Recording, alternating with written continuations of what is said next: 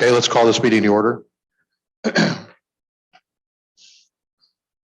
Time is 11 o'clock on September 29th. And this, do a roll call. Wendy? Committee members: Jack Scrogstead, Here. Tom Wilson, Danielle Allen, Here. Casey Considine, Keen Hudson, Present. and John Nicholson filling in. Okay, there's no approval of any previous minutes. This is the first meeting, so there is no previous minutes. We do have quite a bit of visitors in the audience.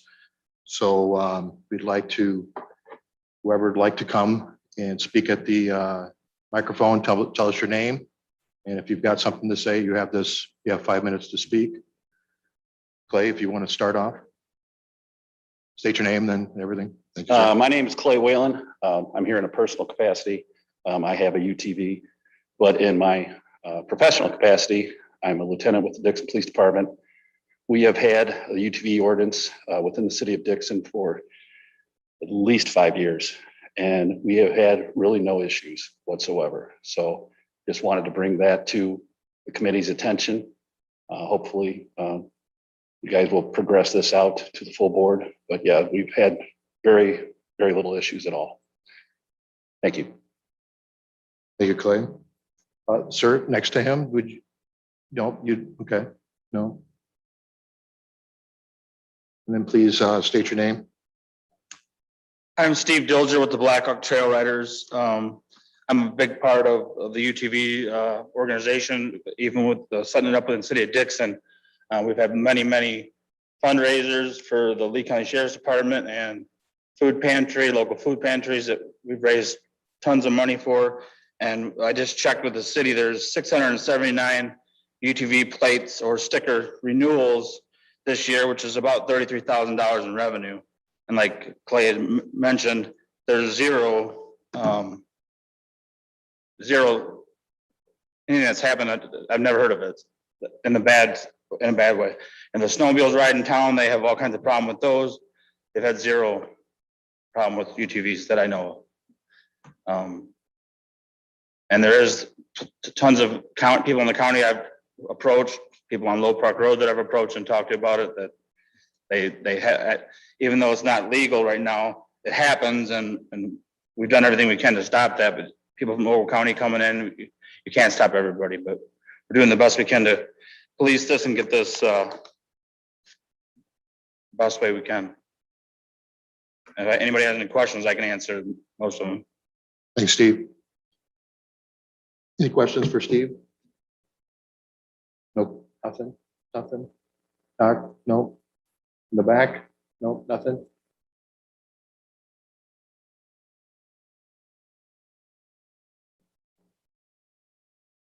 Hi, I'm Donna Jungles, and I'm from West Brooklyn. I actually own a business in West Brooklyn.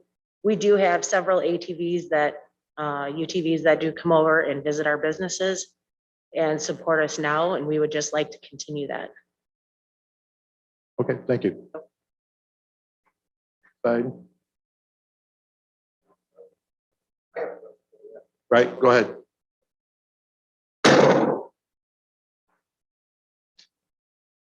Okay, I'm going to address some of the comments that were just made first. Clay, I've known you for a long time. My name is Mark Sacchetti. You live on Timber Creek Road, which is out of city limits. I saw you not too long ago, within the past year, riding your UTV on Timber Creek Road. There's an agricultural. Mark, can you address the committee and rather than? Okay, I'm just Okay. addressing Okay, these just, comments. well then, talk to me, Okay, talk to the committee and not to the audience. So state your, you can state it, but you know, try I to just have address the community, the, a lot of information here. To address Mr. Dilger's comments, there have been a lot of issues on Lowell Park Road, and many with city plates or park district plates. So they do not abide the laws in the county. And I've talked to the park district and the city council in Dixon, And they say, as long as they abide the rules in Dixon or the Park District, there's nothing they can do about it. It's up to the Lee County Sheriff. Now, so I have here copies for all of you.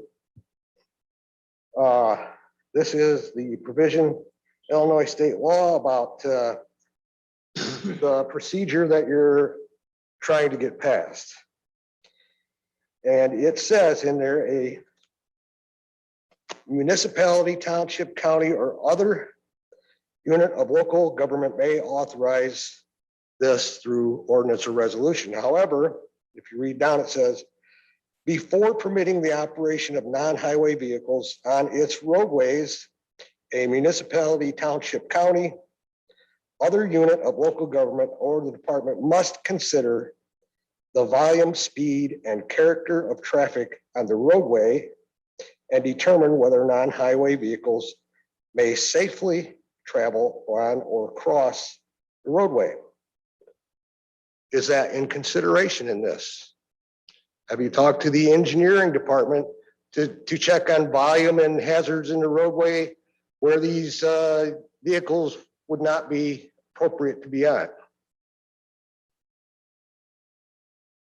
I know Lowell Park isn't one of them, just because of the speed study that's been done.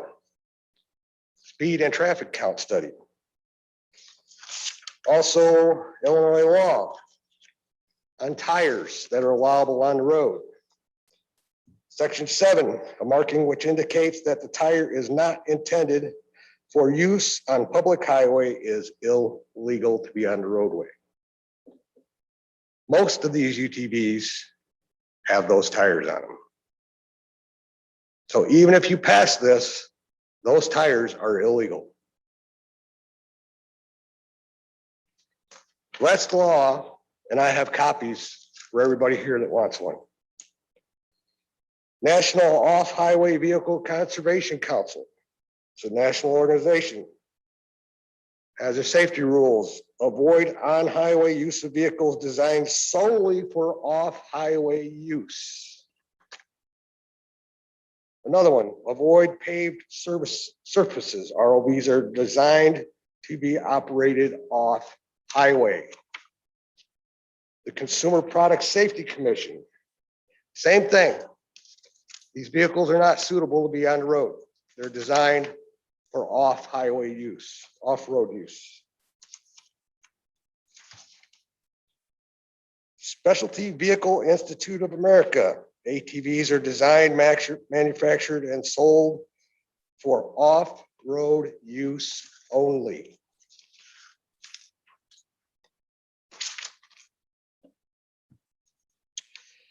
I have more. I'm sure my time is just about finished. You have 1 more minute, sir. Right. And I have Mr. Dilger here on Facebook. I'm on Facebook, but you don't know who I am on Facebook. This talks about April 27th of 2021. I just want to let everyone know Lee County Sheriff's Department is sick of UTV riders obeying the city of Dixon rules and state highways, which include Lowell Park Road, Glen Avenue, and a couple of others are forbidden.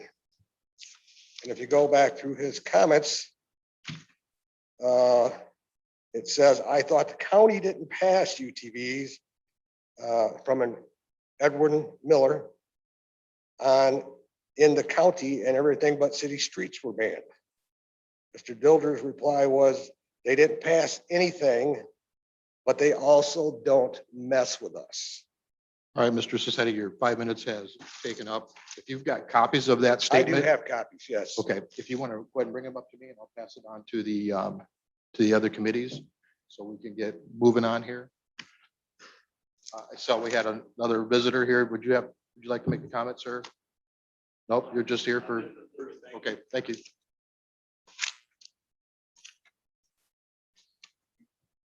Could I have one more brief comment? Okay, all right. You're done, sir.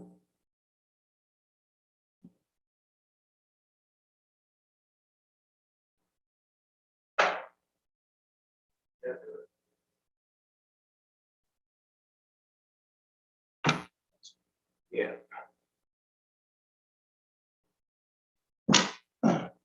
All right. Before we close out the visitors, I had another gentleman who just showed up. Sir, would you like to, while we're still on the visitor stage, would you like to make a comment or anything, or are you good? Okay, so we're going to close up the No, visitor. Oh, Jackie. I'm sorry. I'm sorry. Are you ready, ma'am? Go ahead. Yeah, Your name? Cheryl Smith. I live in Lee County. I have a UTV. I don't actually drive it on the road much. I just do it for yard work. But I know a lot of people that do have the side-by-sides. In my opinion, the same drivers, I mean, as far as safety goes, the same drivers that are driving them are the same drivers that drive a car. And I don't know of very many accidents on Low Park Road except for in intersections in the last few years. As far as the safety of the vehicles themselves, the UTVs, they have 4 wheels, they have seat belts, they have 2 headlights. They usually have roll bars, and I like to compare them to a motorcycle, and a motorcycle has none of those. So as far as I'm concerned, they're just as safe as any vehicle that's driving on the highways or county roads. Thank you. Thank you. Jack, I've got one more. That's what I was going to have you do, those copies there. This individual sent me an email today and could not be here today and asked that you see his statement that he sent in by email. Okay. This is from a John Schwamberger, Mayor of Amboy. Lee County Board members, I'm writing to you to express my support in your UTV ordinance discussion today. The city of Amboy has had a UTV ordinance in place for 5 years now, and we've had minimal issues with it. I strongly believe that allowing these vehicles on the county roadways will connect a lot of our communities and most importantly, support both large and small businesses. There is also opportunity for generated revenue if you decide to do so. Personally, I own a Polaris UTV. I feel just as safe driving it as I do in my truck. It has all the safety features needed: light signals, horn, windshield wipers, seatbelt, and insurance. I kindly ask you consider the opportunity for the residents of Lee County. If you have any questions, please do not hesitate to contact him. Sincerely, respectfully, John Schomburger. Okay, so that is the end of our visitors. So we're going to go ahead and start. There is no old business. We're going to start with new business. And I see the sheriff has showed up today. And I asked if all the committees could speak directly into their mics so that the people on the YouTube and the recording can hear us. I see also Mr. Casey has arrived on Zoom. Sheriff, you sent us a list of concerns you have, and I passed those concerns out to the committees. And there are a couple of those questions and concerns that we can't answer those right now. And one of those questions and concerns was the townships in or out. We haven't reached out to them yet. I do believe we need to have those permissions also, along with the different cities, if they're willing to be involved in the permit or then sharing the fees. We haven't got to that part. As for the number 4 here I have listed is who will be collecting the fees and how will they dispersed and shared. So why don't we as a committee start to talk about that, Sheriff? And now personally, I thought that if we was to collect these fees, I thought it would be something that we could do at the Sheriff's Department. Is that something that your office would be willing to do, Sheriff? Yes, but I think, Jack, if it's all right with you, I'd like to go back to the beginning, and I don't see Charlie on Zoom, our state's attorney. But so I think the biggest concern I've got right now and the hump that we need to get over is what's happening right now in Mercer County. And I think we have a different interpretation of the way the law is written right now. And this is the concern we've had probably for the last 4 or 5 years. I know when I've had discussions with our local UTV group, who've been very supportive of this. However, the 35-mile-per-hour speed limit is still, in my mind, the sticking point. And I wanted to have Charlie weigh in on that because I know he's did more research from a legal perspective on that, but I know Mercer County is dealing with that same issue right now, and their sheriff and state's attorney are working through this by designating, and I'm going to summarize what they're doing. Actually, it's very involved, but they've designated certain roads in their county for the UTVs to use. And those roads have been reposted at 35 mile per hour. Some of the roads that they highlighted were, I would say, sparsely used township roads. And so they're reduced from 55 to 35 by county ordinance. And the rub is who from the township can authorize that to be done. Is the township road commissioner? Is it the entire township board that needs to do this? They're still in a state of flux down there with regards to who has the authorization to do this. There's also one county road that was posted at 35 mile per hour. Obviously, the residents were not aware of this, so they were rather upset, some of them, that their road got reduced from 55 to 35. And in doing this, Mercer County's laid out somewhat similar to Lee County, where it's a very rural county. So this particular county road was about 8 miles in length, and it adjoined two of their smaller communities. One of the communities has a fire department and ambulance service that responds to some of the rural areas. So if you liken it to maybe the Amboy area and they have to respond to Sublette or West Brooklyn or something of that nature, that roadway has been posted at 35 mile per hour. So that is the route that the fire trucks and ambulances would run to get to these other communities. And they have an internal policy to only run 5 mile per hour over the posted speed limit. So in that particular case, you can see what may happen if you've got an emergent ambulance or fire department type call, and they have to use that particular thoroughfare to get to another adjacent village or part of the county. By their internal policy, they're only going to run about 40 mile per hour on that particular road. So there's some nuances with this 35 mile per hour thing that I really want to get nailed down so that we can figure out before we do anything else. I think that really needs to be ironed out, whether we can do this or not. If we can do it by county ordinance and the state's attorney has an attorney general's opinion that we can do that, then that's fine. And we can move ahead with a lot of the other things that you're about to talk about with regards to permitting and who's going to handle the permit fees and the inspections and things of that nature. But if not, and we have to do similar to what Mercer County is doing, that means we have to now identify particular routes around the county in conjunction with the county roads and township road commissioners, and then repost them at 35 mile per hour. You're referring to the section of the 625 ILCS 511-14-26.1, correct? Correct. Where they're talking about except as provided in the section, it is unlawful for any person to drive or operate a non-highway vehicle upon any street, highway, or roadway in this state if the operation of a non-highway vehicle is authorized under section D. The non-highway vehicle may be operated only on streets where the posted speed limit is 35 miles per hour or less. I believe the section also defines what a non-highway vehicle is. And I believe they can't really find it at the particular moment. And it's 64 inches or less wide. It's pretty much everything that's replicated in our draft ordinance right now is where that was taken from.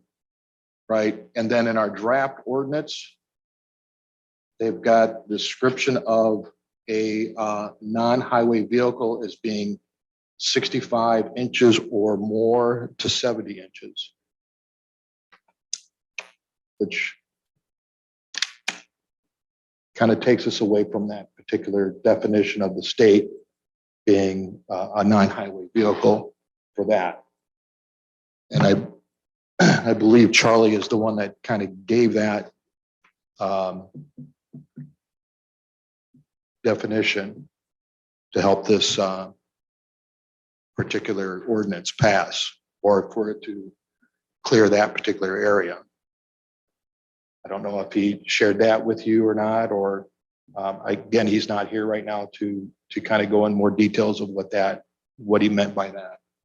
And that's fine. If that's his interpretation and we can do something like that, then we can certainly move ahead with the other items you have on your list. And Well, I would like to get him to weigh in a little bit more on that particular topic, because that is probably the biggest hill that I think that this committee would face in moving forward. So if it's okay with the rest of the committee, we can continue with maybe hitting some of those items that that you were concerned about. I know that was a concern of mine, and obviously yours, but my understanding is the changing of how the way the UTV rule or ordinance drafted is going to take us away from that particular area, so that these UTVs could operate on a road 55. okay, thanks. So to kind of get into your questions,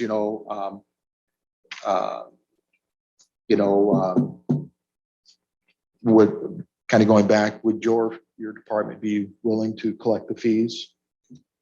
Yeah, we briefly discussed this. I think it'd be probably beneficial, since we're going to do the inspections of these vehicles and the issuance of the permits. We might as well collect the fees as well. I just want for transparency purposes, I want to make sure that the treasurer's office is involved in this some way, shape, or form, so that we have receipts and a paper trail from the collection of these fees to her office as well, and where they're going to deposit it after that, certainly up to the board. Most definitely. Any other committee questions on anything that's gone so far? Casey? Anyone? Okay. No, this is your visitor. And this is strictly for us right now. So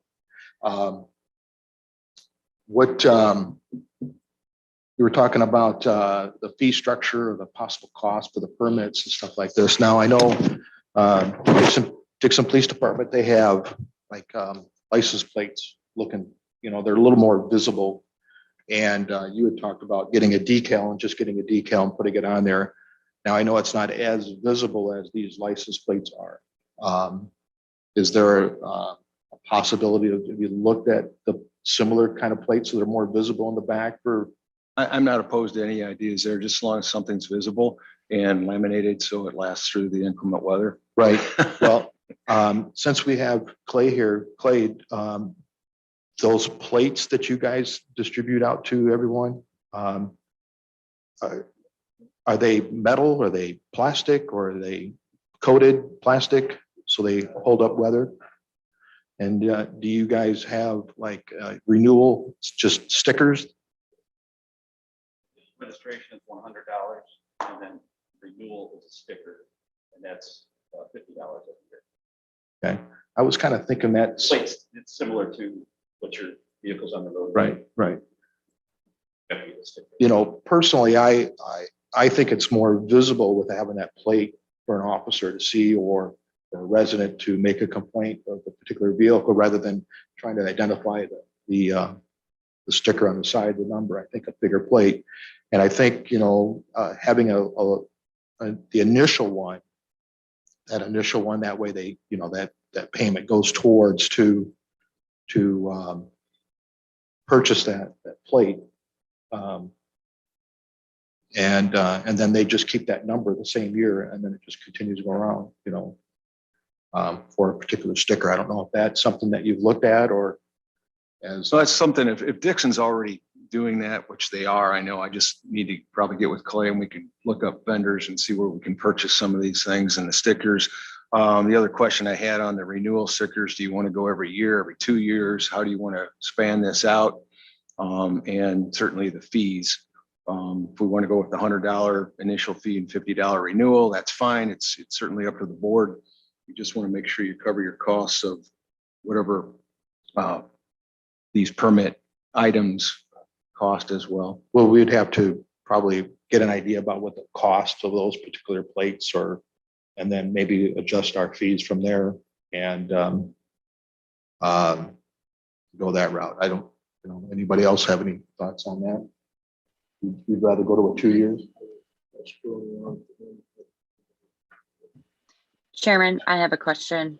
It's above, but when we're talking about this and we talk about out of county permits or visitors, getting license plates might be a little bit more difficult for visitors. I know personally, I go to Wisconsin a lot. They have a huge writing areas, and as visitors, you go onto a website and you get a sticker every year as a visitor for Wisconsin, and they mail you your stickers.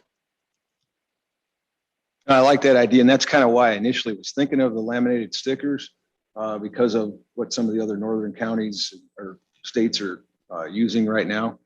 And easily to renew, easy to take off, put back on again with the plate. There's a possibility if you are taking your UTV up into Wisconsin, Minnesota, wherever else you're riding, it's a good possibility that could be torn off. So, hey, it's the cost, I think, is what we want to do. And just to be consistent with the out of county or out of state residents that want to purchase a permit, I'm not quite sure how the board wants to handle that.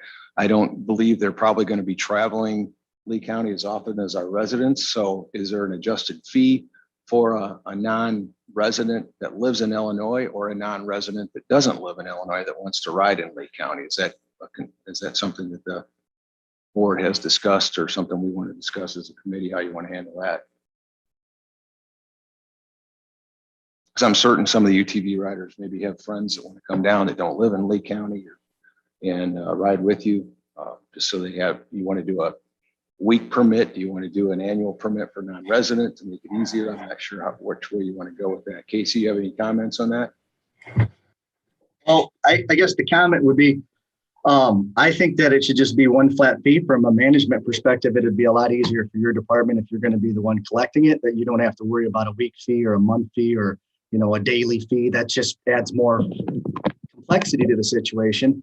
The only thing I would say is if somebody from out of county or out of state is requesting a permit, if we are going to entertain the idea of doing vehicle inspections, then how do they get it inspected? Or do we treat people like adults and we give them the ordinance and we tell them that it's their responsibility to be in compliance with this when we issue them the sticker? If they're not, then that's where your department would then, enforce that if they're not in compliance. But I mean, I don't know how they do it in Wisconsin. Danielle, do you have to take your UTV in there and have it certified, or do they?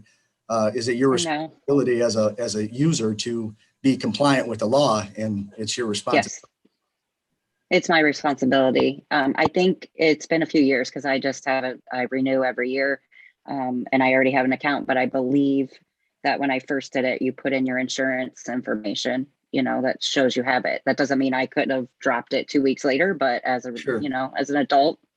And again, if you get pulled over, DNR or anybody, you have to have your sticker, your insurance, your registration, you have to be responsible. I'm completely in favor of the sheriff having, thank you, sorry. I appreciate that feedback, but I'm completely in favor of the sheriff having like workshops or whatever it is to make sure that vehicles, if somebody is concerned that they don't understand whether their turn signals are compliant or their horns loud enough or whatever, however the ordinance is written, if they offer the service to bring it in to say, yeah, at this date and time it was compliant. If you go and take your turn signals off, that's not gonna, that obviously you'd be in violation. But I don't know. That's something the board needs to discuss and decide how they want to do it, or what the sheriff would prefer from a matter of public safety. So that's my only comment. I like where you're going. It's obviously a little bit less work on our end. And actually with that scenario, Casey, the folks that want to buy a permit could just come up here to the old courthouse and go right to the treasurer's office, clerk's office, wherever, really, and eliminate us. We're just going to be the enforcement arm of this, just like a motor vehicle. And they come up here and get their permit and make sure they show proof of insurance, and away they go. Or at some point in time, I suppose, offer that in the website. So they could do it electronically. That would streamline the process. I mean, I don't go, no offense, I don't go to the sheriff's department to register my car. It's my responsibility to go to the DMV and do that and get a registration. If I had a concern, I'm sure I could come up there and say, is my car in compliance with whatever the vehicle laws are? And you would, tell me if I was out and, hopefully not write me a ticket if I was trying to be honest about it. But, yeah, I mean, so it's however the board wants to work it, I guess that's the best for the public and the easiest on all the departments. Well, this is some of the thoughts I had. I had a couple of ideas too, and I guess this is why I was kind of gearing it towards the sheriff's office. And I know it's a manpower deal too, but if I was to get my permit from the sheriff's office, I would bring, obviously my registration, my proof of insurance, and whatever else that's needed. I'm just giving those an example, but and then you're issued. Oh, and then I even thought of maybe a photograph of the vehicle. Some of these vehicles are brightly colored, and maybe somebody didn't get a good description of it, but it was green and orange on top. They couldn't read the plate for a complaint. You could go back and look at maybe a photograph and say, was this the vehicle it looked like? And you could maybe do a little investigation on this is their vehicle and match it up to that registration.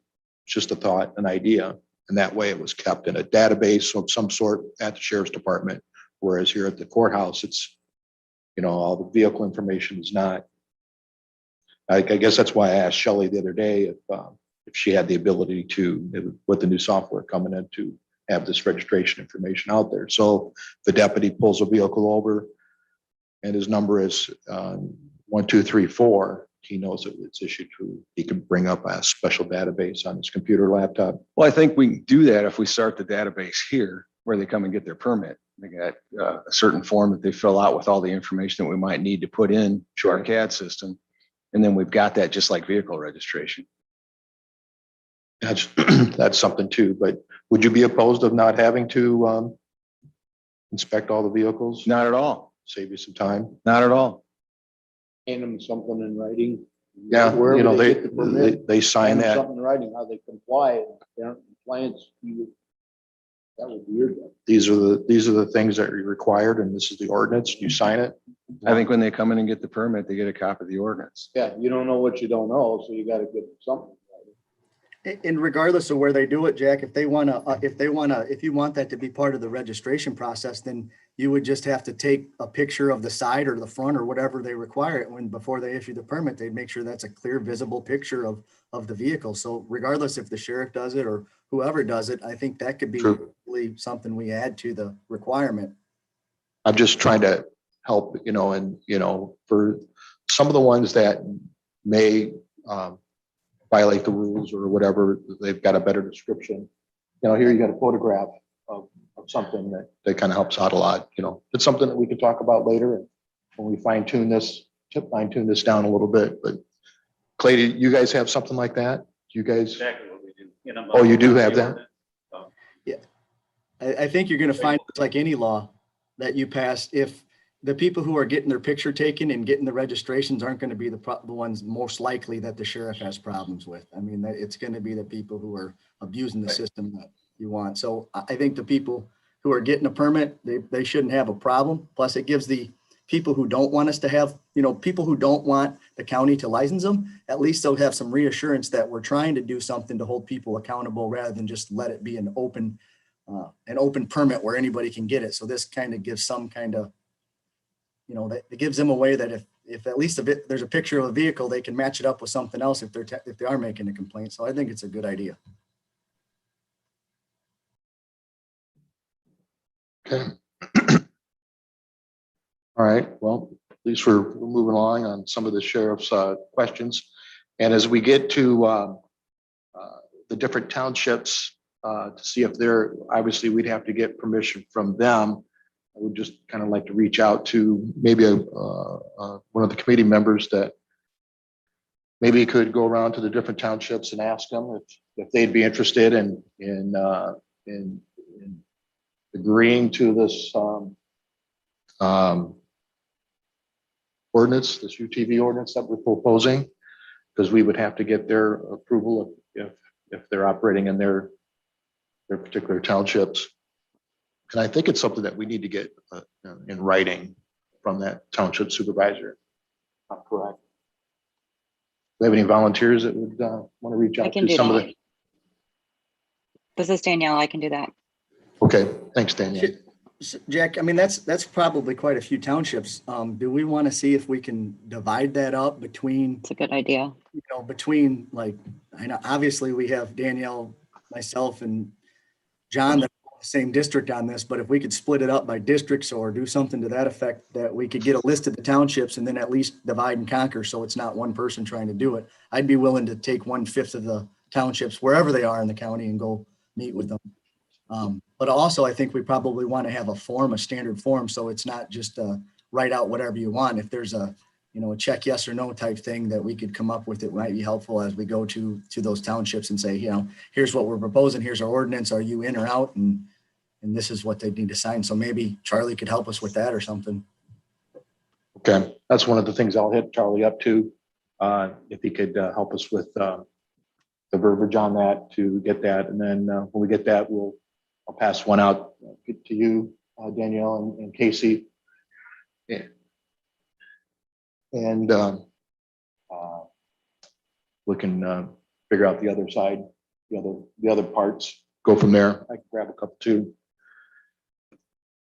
I think just giving Another- each township a copy of the ordinance and having a signature page for each township with the road commissioner listed.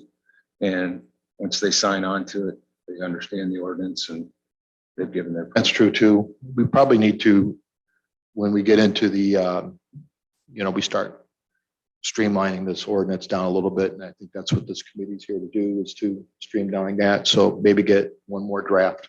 I don't know about the other townships. Franklin Grove Township, they probably 2 signatures, road commissioner and supervisor. Supervisor can run it by his board because he's not going to sign it. True. By board, so. Yeah. So Jack, in kind of in anticipation of this, we did collect, ways of communicating with the township road commissioners and the township supervisors. We've kind of got a database collected in preparation for wanting to reach out to them and communicate on some level. So just keep us posted if and when you decide how you want to move forward. I think we've got some information gathered up that'll simplify this. Okay. Yes, if you can get that to me, and then I'll pass that on to everybody that's going to be reaching out to them. So, all right. And as for the fee structure on who we're going to be sharing that, maybe after we get a good idea about what the cost is going to be for these decals, then we'll decide probably the next meeting if we're going to go with the plate or the decal. I just threw the plate out as an example, but so if we can get a particular idea and we have an idea what it's going to cost, then we'll figure out what the permit will be. Okay, Sheriff, any other questions you had on your list of things that came up? I think you mentioned the first one is the insurance. I think when, first of all, for the county, and I guess Dave Anderson, maybe our contact there to find out if there's any additional insurance we may need to carry if this is passed. And then, of course, when you discuss this with your township road commissioners and supervisors, make sure you mention that, because I know there's, again, with the Mercer County example, there has been some townships that believe they need additional insurance for this, and others have been told no. So I don't know if there is or not. So John, just to address that, I did reach out to our insurance, our existing insurance, and asked that question, and they came back with and said, no, there would be no additional insurance costs. The point was made, however, is that, there may be accidents that maybe have to be dealt with after the fact, although I didn't see those to being directly county related. If someone had an accident, it would be through their own personal insurance, but they said, no, the point being here is that there is no additional cost for the county's insurance. And I know the townships have been getting potentially some differing information. They did reach out to someone that had township commissioner, or I don't know what his title is, so I'm not going to But he reached out to his insurance, and it wasn't gonna cost him any more money, but there is the ability to add more, and there was an increased cost if they wanted to up it, but they and it's the townships share the same group insurance. I mean, they're different policies, but they all run through the same amount. But yeah, they just have to add that particular to their policy. It wasn't going to cost them any more. They just have to add it. But if they wanted to add more liability to it, they could, for a fee, kind of like an umbrella. Yeah, that's the company that I had, and I passed it out to the rest of the committee. Okay, now let's just go and start working on looking at the current layout of the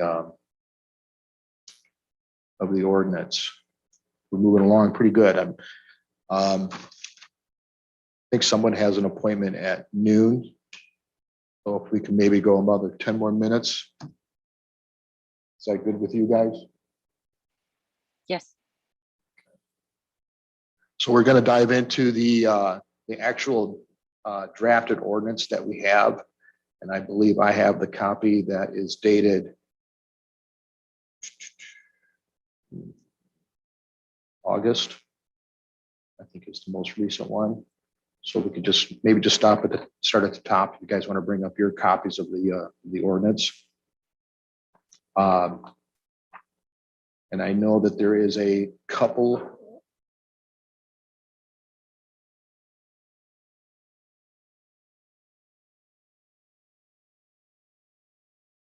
getting into what is needed for that. The regulation for the Section 5, the regulation of the non-highway vehicles. And there's that definition. Okay, so we'll start with Section 5A, the 6 o'clock to 11 o'clock. Does anyone in this committee feel that should be any different?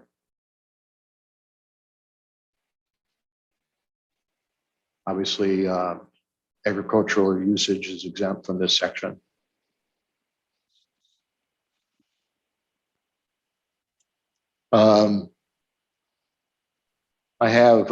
We'll get down to number C, A, the age of 16. I think it should be increased. We have any discussion on that particular topic? Are Team? they, Go ahead, Danielle. we want to increase it just because, or, I mean, 16, you're legal to drive a car. I agree. This is the thing I think about is a 16-year-old. A vehicle I think is much bigger, much safer than what this is. And again, this is just my thoughts too. That's just bringing it up. That's all. And I just a couple more years of age on them, I think, would help for maturity. That's just my thought. You know, I'm just one person. Keen? Yes, I agree with Chairman Scratchfit also. One of the original drafts was at 18 years of age, and then it was dropped down to 16. I'm for 18 years of age for the same reason Mr. Scroggs did, but also due to the fact we're basically still working under the Illinois Vehicle Code to some degree, but there still is a curfew law. And I think to avoid any issues with not only curfew, I'm not saying that all kids are going to be out after a curfew limit or anything, but to avoid that, but also my understanding under the IVC that driver's license, 16 years old, still falls under the graduated license program, which means they're limited to how many people can be in the vehicle at a certain age until they get up to age of 17, et cetera. And I just think for that reason, it just avoids a lot of issues. Kids are kids. And if one kid's going to get in a vehicle with a 16-year-old and say that's the limit at 17, there's chances a couple others. This is all public safety. This is the only reason why I'm bringing this up is for public safety. And the fact I think 18 years old is responsible enough age. for an individual to drive this type of vehicle. It's not a full-size vehicle as a truck, car, whatever. We all know that this vehicle was exclusively built for off-road purposes only. I'm not opposed to it, but I am requesting it. I think it should be brought up to the same requirement to some degree as a normal four-wheel vehicle that operates on the roadways.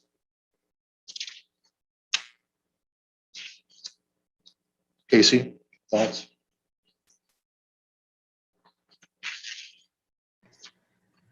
I mean, everybody has an opinion on this, I'm sure. I mean, I'm open into it. I don't want this to be the point of hanging up the entire ordinance over 16 or 18.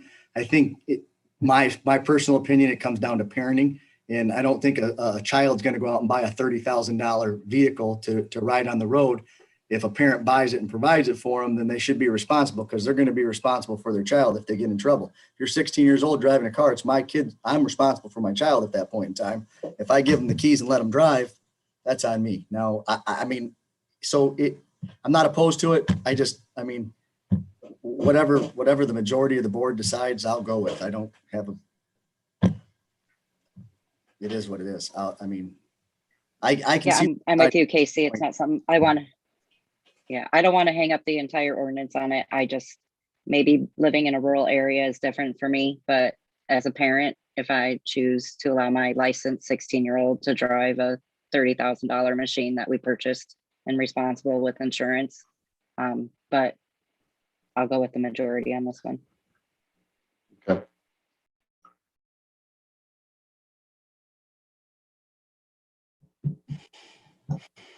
All right, And I think ag is exempt anyway, right? From you may want to put, if you do change it, then you may want to put agriculture use exempt on that too, because I know right, 16-year-olds drive for ag use, definitely. right, yes. I know plenty of kids that live around me that have grown up on equipment like this and can drive. And I know plenty of my friends that are from Dixon that wouldn't dare put their 16-year-old even on one of these. So it just depends on what they're accustomed to and how it is. I get the 2 years to let kids mature and grow up, because they make bad decisions. We've all been kids before, so. Okay. All right. You do kind of make a good point there about parenting, and I think we should be parents rather than that regards too. So, I mean, like I said, this was just my thoughts on it too. So, all right. We move down to number D, David. I think that's pretty much good about crossing the roadway at a right angle. And then getting down to number E, no non-highway vehicle may be operated on the roadway unless at a minimum it has the following: an overall width of between 65 inches and 70 inches. And Sheriff, this is what we're talking about, that definition. Obviously brakes, approved transportation harnesses, cockpit enclosures, rollover bars, steering apparatus, functioning horn. And then Illinois Department of Transportation approved tires. I think that was what came up. So they have to have IDOT approved highway tires rather than those dirt roadway tires. So I think making sure that they have these type of tires on there will provide a better safety for highway use. We all in agreement on that. Rear view mirror. Can you go back to number D? So are we saying number D, cockpit enclosures and rollover bars? So are you saying doors? Because most come with nets, I would say, as like doors. And what are we expecting on number D, I guess is what I'm asking.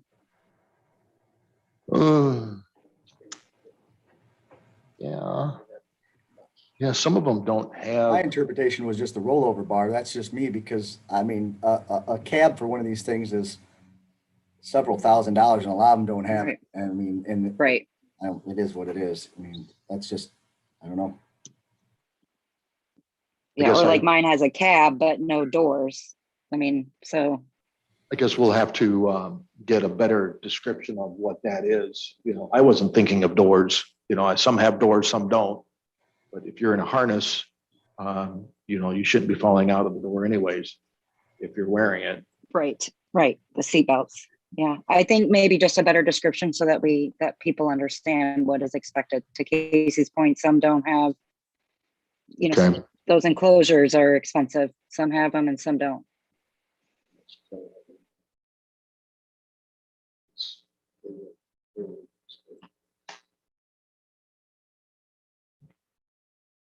Okay, all right, we'll get a better description, written description of what that is. Steering apparatus, steering wheel, functioning horn, IDOT tires, okay, review mirror. Windshield, if applicant driver does not have a windshield, applicant driver is required to wear a safety eyewear helmet with eye protection. Now, I believe Keen has a comment on this. I so do. Go ahead. I'm much still feel that a vehicle on the roadway should have a full windshield with clearing devices, wiper blades. For several reasons. I mean, if they're going for first of all, 35 miles an hour in town, I know it's still a difference. You get out in the roadway, it's more open area. My concern is debris. And most of these people are not going to operate a UTV in inclement weather. And I understand that. My concern is like the guy that rides a motorcycle isn't going to ride in rain for inclement, but all of a sudden it happens. My concern is getting hit with crosswinds, any type of debris, fallen debris, as far as that is from oncoming vehicles. And I think for safety purposes, we're lowering our standards to the Illinois Vehicle Code, which a lot of this is all based upon. And that was the idea of the Illinois Vehicle Code. So every vehicle fell under the scope of safety equipment. And I just feel that in order for this to be a safe operation for not just a driver, but all occupants, that any vehicle, UTV, should have a full windshield with clearing. Hot rods, dune buggies are not allowed to legally operate on the roads of Illinois without having those devices. And if you see some, there's not a lot of them around anymore, dune buggies, you'll see that they do have the windshields, and they also have the windshield clearing devices with wiper blades. I just feel that we should, for safety purposes, should have full windshields on these vehicles. It's very expensive for windshields. Most of them don't come with it. And I hear what you're saying, but motorcycles, I mean, they don't have windshields, right? We don't even have a helmet law, I don't think, in the state. So we're talking two different type of vehicles, 2-wheel and 4-wheel. Number one, multiple more occupants can be occupied in a 4-wheel vehicle than the other. I understand what you're saying, but in order to bring it up to vehicles to be basically operate on the state of Illinois roadways have to have a full windshield. And I think we're working along with the Illinois Vehicle Code. And I think everybody's done a fine job of doing this and everything. But I just feel that we should have a full windshield on these vehicles. I know some have a half windshield, but I just feel that all vehicles that are going to operate, 4-wheel vehicles operate on our roadways should have a full-size windshield. and what do we do about where this conflicts with townships, right? So current townships or Amboy, I don't know what their The ordinances, the code other, is. my feeling is, and actually a proposal, if you want to call it, that any Lee County UTV ordinance would not supersede any existing city or village UTV ordinance. And I think Sheriff Simonton brought that earlier in some discussion, that they would not enforce the differences. And I feel that if every village or city has their own ordinance, that nobody should come in and say, no, you got to comply with this. But once you get out of sight those jurisdictions, then you fall under the county ordinance. They're going 35. And 35. Going 55. Yes, and I'm definitely opposed to a 55-mile-an-hour speed limit. I think 35 is a fair speed to go.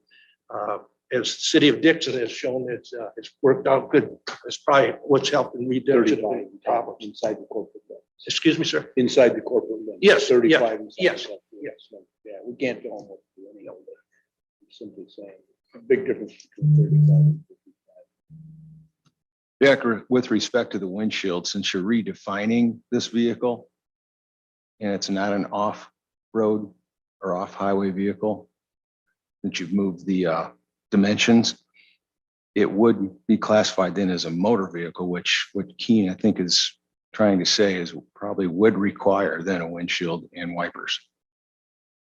That'd be something we probably need to run by Charlie also. Exactly. That would be something we want to confer with the state's attorney on. What,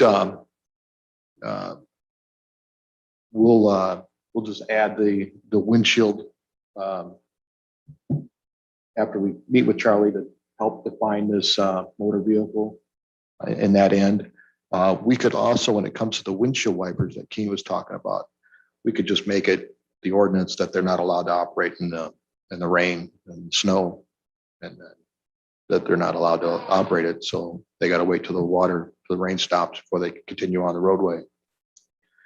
So that we, don't have to worry about the windshield wipers.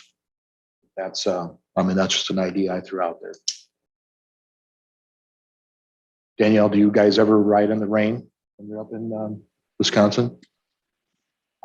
Yeah, sure did, not on purpose, but bright and sunny, and next thing you know, a storm came in. I do have a windshield, but I don't have wipers, but we take the windshield in and out depending on what we're doing, the weather and things like that.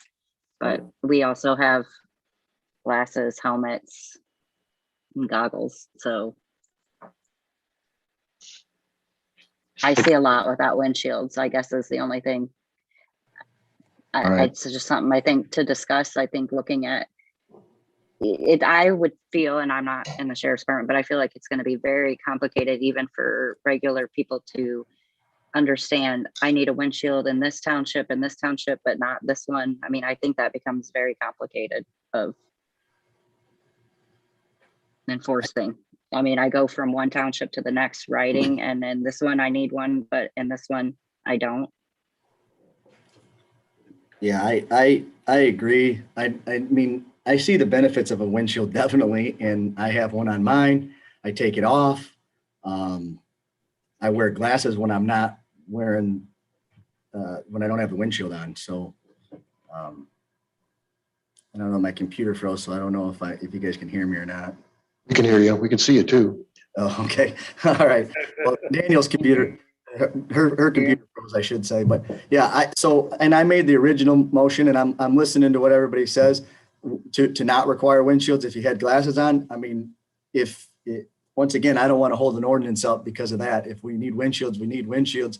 I don't know about the whole windshield wiper situation. Mine doesn't have it. I guess I can install it. It's not a showstopper for me, but I don't have air conditioning, and having a full windshield on there when you're going slow with the heat of the motor, it doesn't really, I would prefer to wear glasses, but like I say, I'm not going to hold up a whole ordinance because of my personal preference.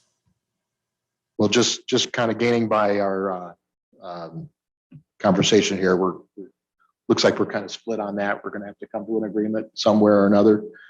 So we're bringing it up to about almost noon. John has to leave, so I'm wondering if we can pass this on to another day.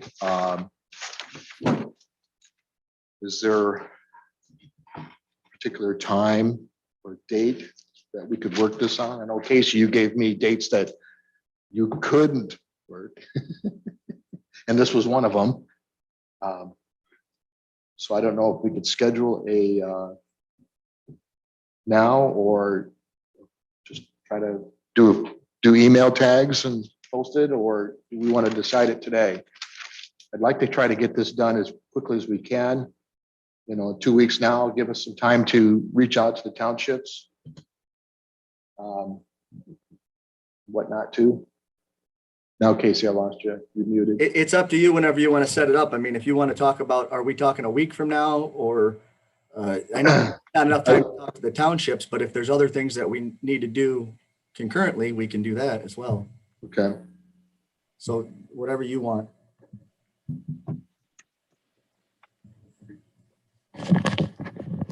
I'm free a week from now, if that's what you were thinking. I don't know what you were planning, but I Okay. can block out a week from now. I am at 11:30 a week from now. I have a conflict from 11 until 11:30. That's why I was a little late. So Okay. any other time. Is the afternoons better than Casey for you? Yeah, I can pretty much rearrange anything except for that one time from now. Like, How about October 6th at 1? Keen, is I that have what for something you? at 2. I'll reach out to Tom too.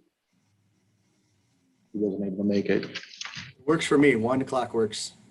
Okay, right now tentatively, we're gonna set a meeting date. Our next meeting date will be October 6th at 1 PM right here. Are we expecting an hour? Yeah, we could probably go an hour and a half. John just has to leave here, so, I have a 2 o'clock. I can only do an hour. So okay. it's Let's either get- an hour or switch a date. All right, we can start fine tuning some of this ordinance down a little bit too, and we got some homework to do. So Keen's gonna get with me too. I think he can make it. All right. I mean, if we want to go an hour and a half, does 12:30 work, Daniel, better, or does that conflict with people's lunch, or? Yeah, that's what I was worried about. I don't know if I Jonathan, mean, That works for me. I'm not worried about it unless someone else unless you think like, yeah, if you're good with 12:30 and Jonathan can be here at 12:30. Good. All right, let's do 12:30, October 6th for our next meeting. We'll try to do about an hour and a half. Get this thing done. All right, I need a motion for adjourn. Yeah, wait, Jack, Wait, you want wait, to make sure wait. you invite state's What's that? attorney to that meeting? What? Want to make sure you invite the state's attorney to that meeting, because I think we had a couple of questions that he might be able to clarify for us. Okay. He's Yeah. out of town. He's out of town. No, I mean, for the next Yeah, meeting. the next meeting we need to ask him. He's out of town. All right, I'll hook him up, see if he can be here. And I'll at least let him know some of the questions we have ahead of time, so that way he can be. Or else I could shoot him the questions, have the answers for the next. Okay, great. All right, sounds like a plan. Make An make a motion adjournment. to adjourn. I have a first, Danielle's got a first, Keen's got the second. All in favor? Aye. Aye. All opposed? Thank you. thank you.